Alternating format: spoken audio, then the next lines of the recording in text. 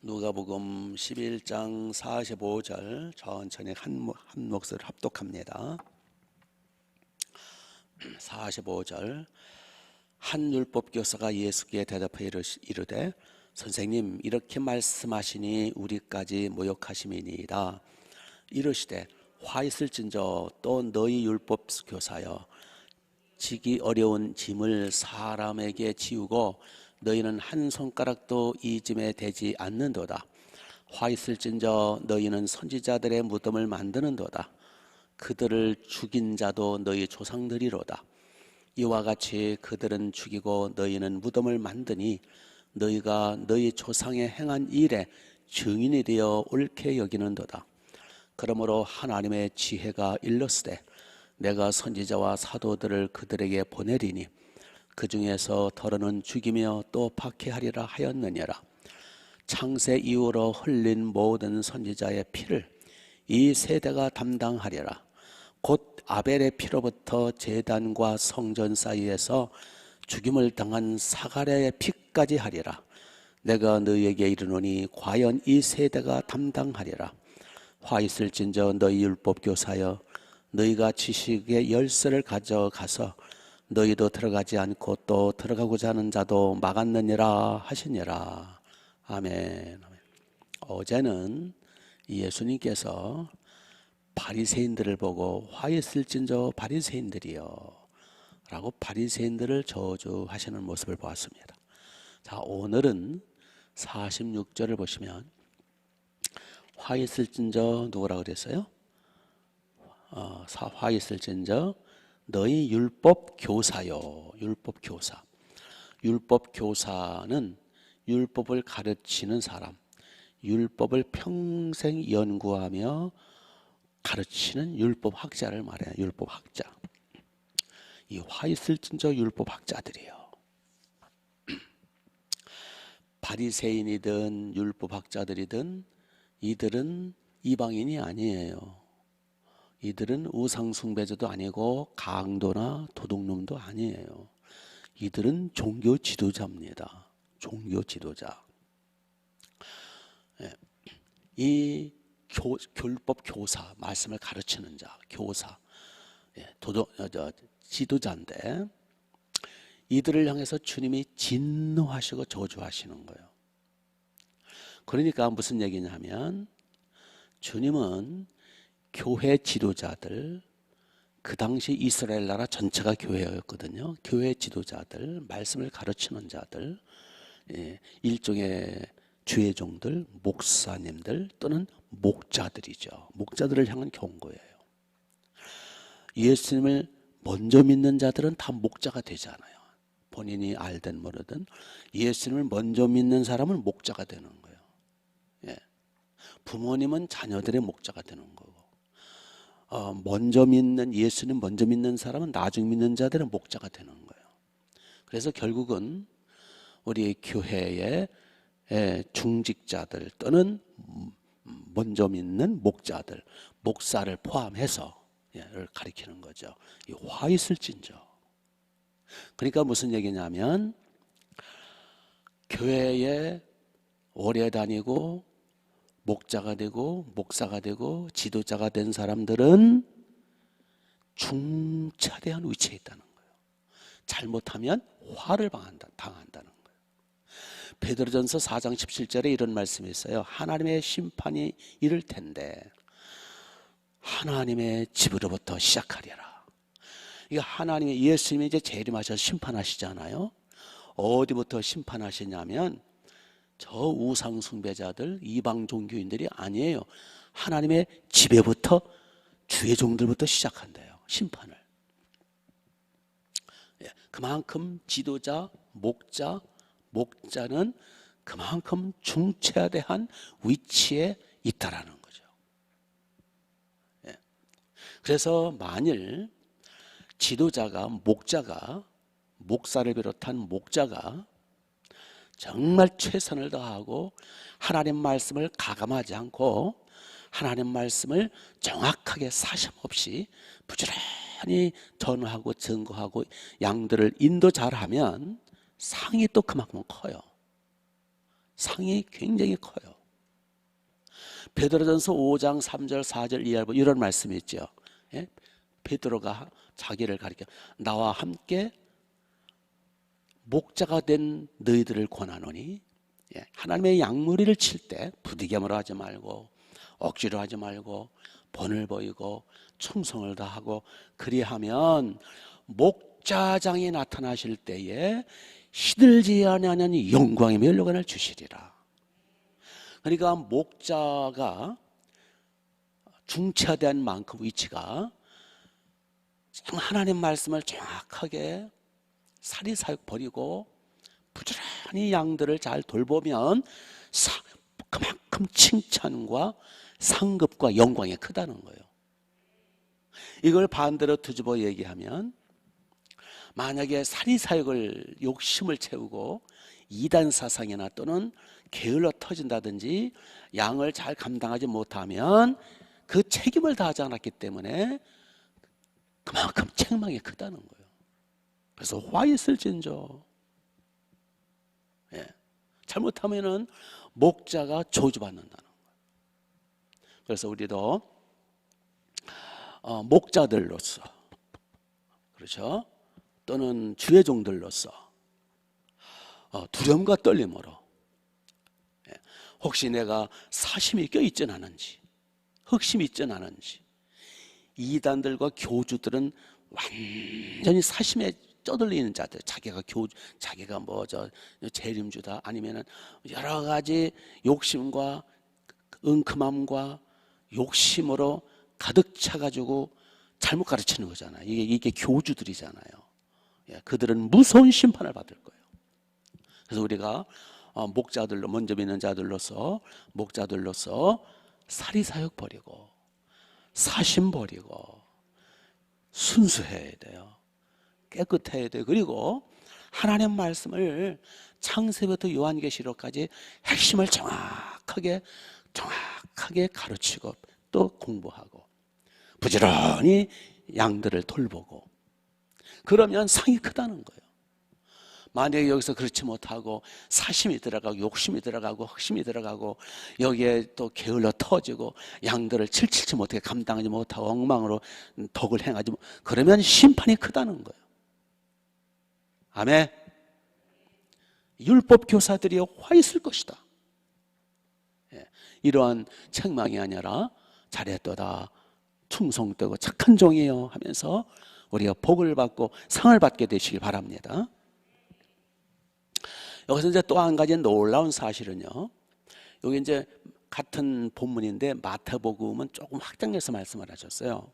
거기에 보면, 자, 화 있을진저 바리새인들이요, 화 있을진저 율법 교사들이요, 요거까지는 나왔어요. 근데 마태복음은 화 있을진저 서기관들이요, 서기관들이 들어가요. 화 있을진저 사두개인들이요, 이게 다 지도자들이, 종교 지도자들이거든요. 예?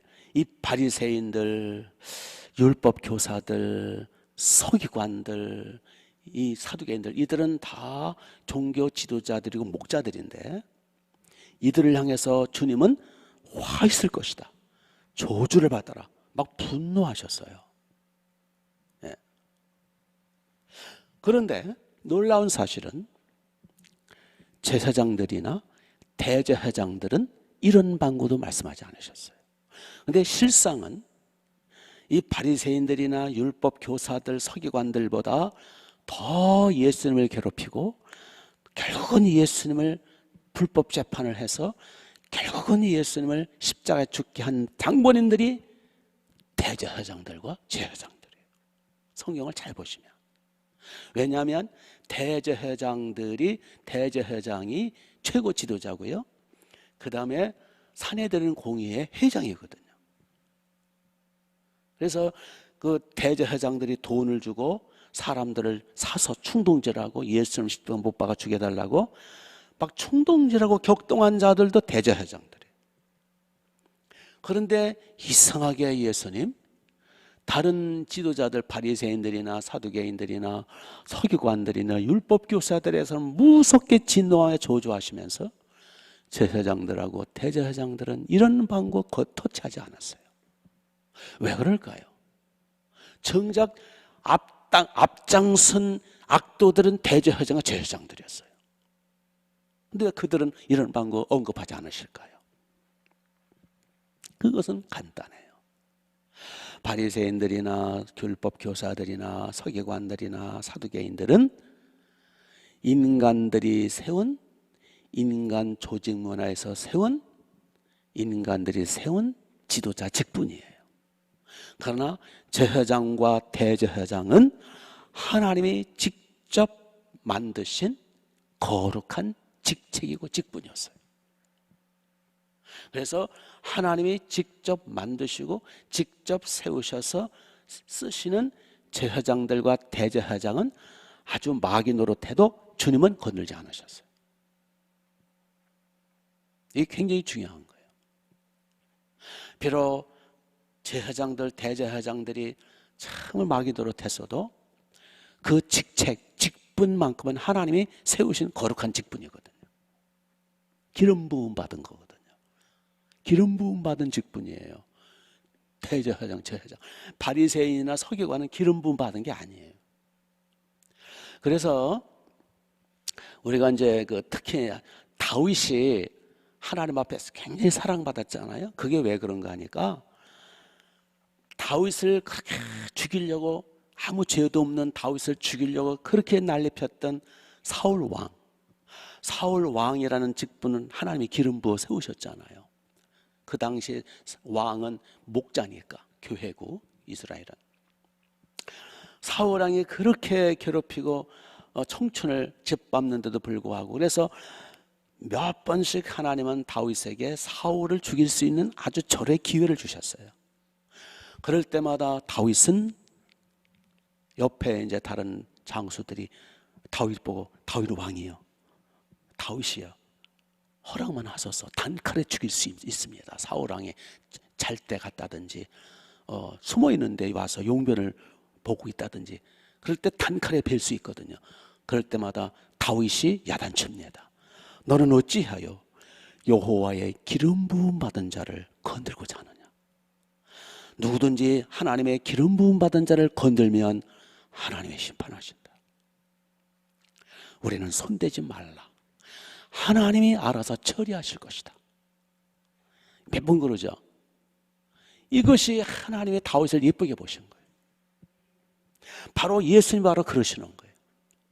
비록 앞장서서 바리새인보다도 서기관보다도 더 앞장서서 예수님을 모독하고 십자가에 죽인 자들이 대제사장, 제사장이 됨에도 불구하고 주님은 그런 그 대제사장, 제사장들에 대해서는 일절, 왜? 하나님의 기름 부음 받은 자니까 건들지 않습니다.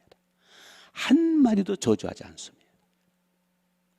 그들을 정죄하지 않습니다. 주님이 여기서 막 화 있을 줄 아신 것은 바리새인들, 서기관들, 사두개인들, 율법교사들. 그러므로 성경을 잘 보시면서 그 원리를, 핵심을 파악하셔야 돼요. 그러므로 우리도 하나님이 쓰시는 종들은 절대 정죄하거나 도전하거나 건들지 마세요. 아멘. 그래서 저는 수많은 목사님들을 만나잖아요. 일단은 목사님들은 기름 부음 받았거든요.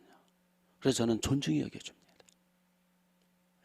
정말 존중히 여겨져요. 왜? 하나님이 세우셨으니까. 우리 목자들도 정말 하나님 앞에 바로 서서 충성을 다하는 분들은 제가 지극히 존중하려고 애를 씁니다. 왜? 하나님이 세워 쓰시니까. 그래서 함부로 막 그냥 어떤 교회 보니까 함부로 목사 욕하고 막 멱살 재배하고 막 저주하고 그 죄를 어떻게 감당할지, 그 후손들이 얼마나 저주를 받을지. 우리 잘못 믿으면요 자꾸 저주만 쌓아요. 그래서 이제 본문의 마지막으로 살펴볼 수 있는 건 뭐냐 하면, 결국 예수님이 여기서 이제 결론을 말씀하신 내용이, 너희 화 있을진저 율법사들, 바리새인들, 서기관들이요, 너희들 조상이 하는 짓들을 똑같이 너희들도 했다. 그래서 너희 조상 쪽부터 쌓인 죄값을 이 세대가, 너희 후손이 감당하리라. 담당하리라. 그래서 여기 보면은 담당이라는 단어가 나와요. 50절을 보세요. 50절. 창세 이후로 흘린 모든 선지자의 피를, 그러니까 그 조상들이 선자를 죽였다는 거예요. 피를 이 세대가 뭐 하리라? 담당하리라. 누가 담당하리라? 이 세대, 예수님 당시에 있던 그 모든 세대, 후손들이죠. 51절도 마찬가지예요. 고 아벨의 피로부터 제단과 성전 사이에서 죽임을 당한 사갈의 피까지 하리라. 내가 너에게 이르노니 과연 이 세대가 담당하리라. 결국 화 있을진저 서기관 바리새인들, 너희들이 지은 죄뿐만 아니라 너희들의 조상이 지은 죄까지 쌓여서 너희들과 너희들의 후손 이 세대가 담당하리라. 이게 무슨 뜻이에요?